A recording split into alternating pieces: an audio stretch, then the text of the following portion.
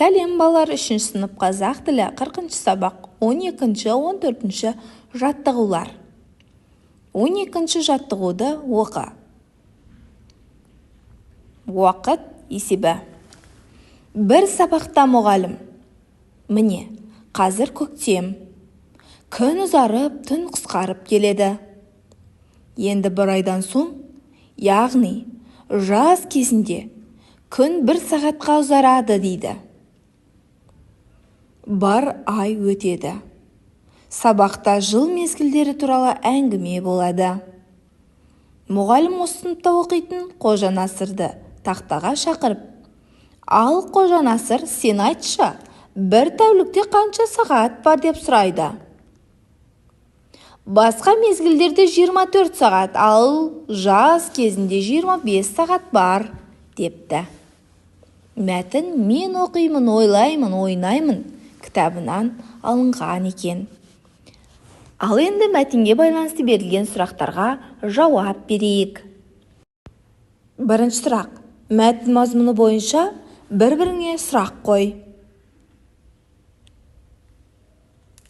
Мұғалім не туралы айтты? Қожа Насыр сұраққа қандай жауап берді?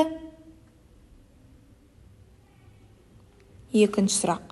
Күн ұзарғанда тәуліктегі сағат саны өзгере ме? Жоқ, күн ұзарып, түн қысқарғанда да сағат саны өзгермейді. Тәуліктегі 24 сағат сол 24 сағатпен қалады.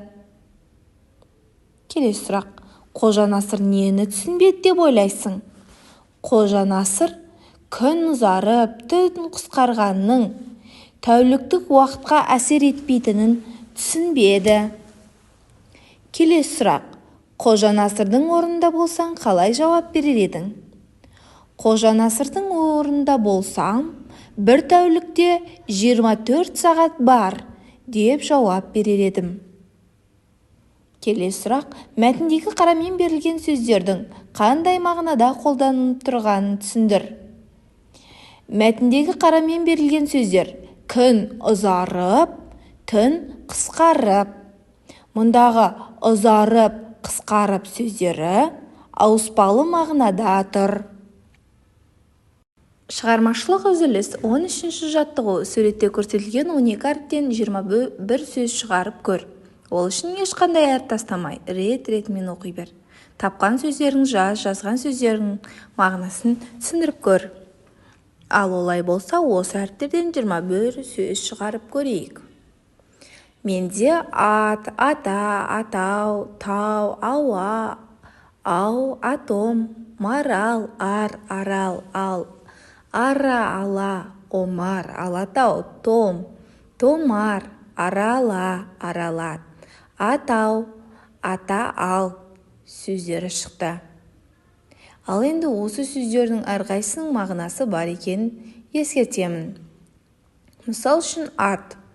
Ол бірінші мағынада жануар, ал екінші мағынада адамның есімі түрінде қолдануға болады. Осылайша барлық сөздердің өз мағынасы бар. 14-ші жаттығу. Өлеңдегі қарамен берілген бұрыш сөзінің екі мағынада қолданылып тұрғанын дәлелде. Ал олай болса, өлеңді оқып көрейік. Мен таба алмай бұрышты, қарадым бар қуысты.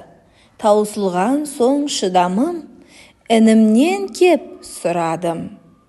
Мен іздесем бұрышты, көрсетті ол бұрышты. Өтепберген Ақбекұлының кереметтей өлеңінен. Балалар, мұндағы бұрыш сөзі екі мағынада беріліп отыр. Бірінші бұрыш ол тағамдық қоспа.